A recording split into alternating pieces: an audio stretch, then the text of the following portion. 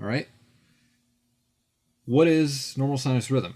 Sinus rhythm describes a cardiac impulse, again, that begins in the SA node and follows the natural path of progression down to the Purkinje fibers in the ventricles.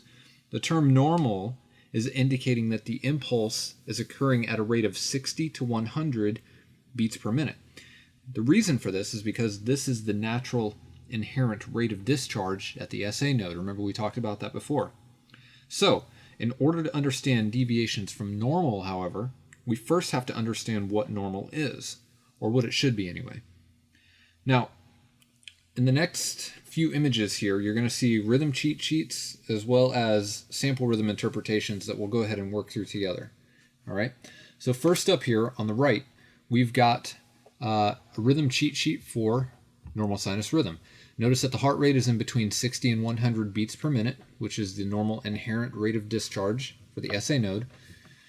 When we look at the regularity, it is regular.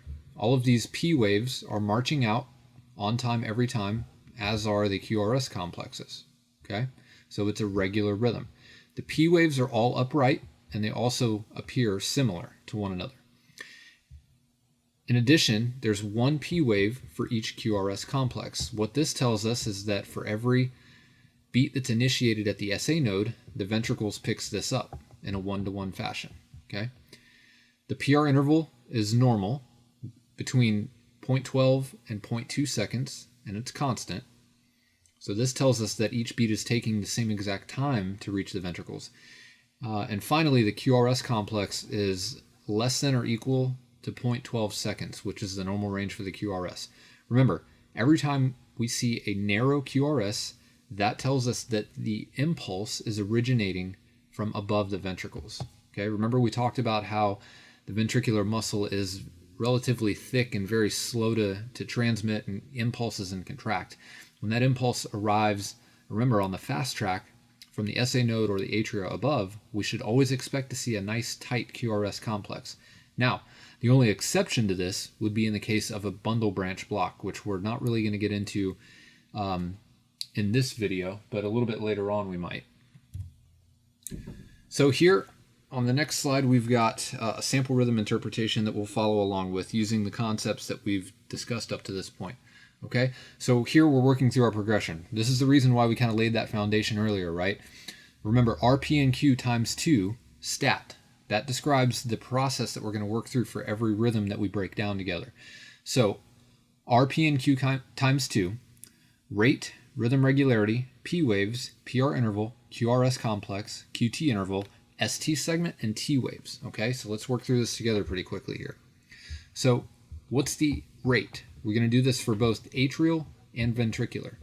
The atrial rate is signified by our P waves. Okay, on our 6-second rhythm strip here, we have, well, before we get any further, let's describe the 6-second rhythm strip. We've talked about this before, but let's go ahead and revisit it. So luckily for us, we see our hash marks that are measuring out 3-second intervals here. The other way that we could verify this if we didn't have our hash marks here is to do what? Well, we could also count off 30 of our big boxes. Remember, each big box on the EKG paper or ECG paper is equal to 0.2 seconds. Okay? 0.2 seconds times 30 gives us 60 seconds. So 1, 2, 3, 4, 5, 6. We count all the way to 15, which is halfway, and another 15. So now that we know that we're dealing with a 6-second rhythm strip, calculating the rate becomes a little bit easier. So our atrial rate signified by the P waves, we have 1, 2, 3, 4, 5, 6, 7 P waves. Okay, so we have an atrial rate of 70. For the ventricular rate, this is going to be signified by the QRS complexes. I see 1, 2, 3, 4, 5, 6, 7 QRS complexes. The ventricular rate is 70.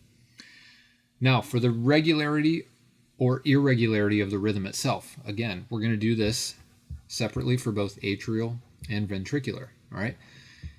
Is the atrial rhythm regular or is it irregular? All right.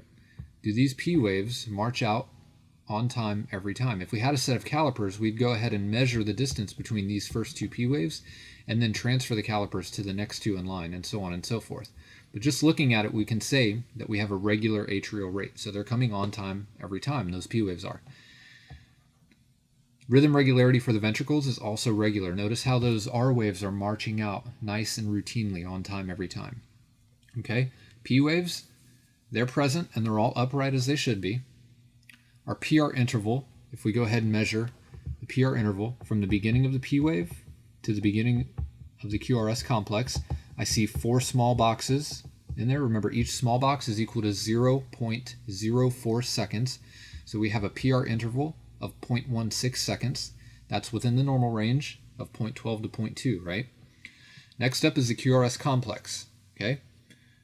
The QRS complex is a little bit greater than 1 small box, but it's a little bit less than 2 small boxes here. So the QRS complex is going to measure 0.06 seconds.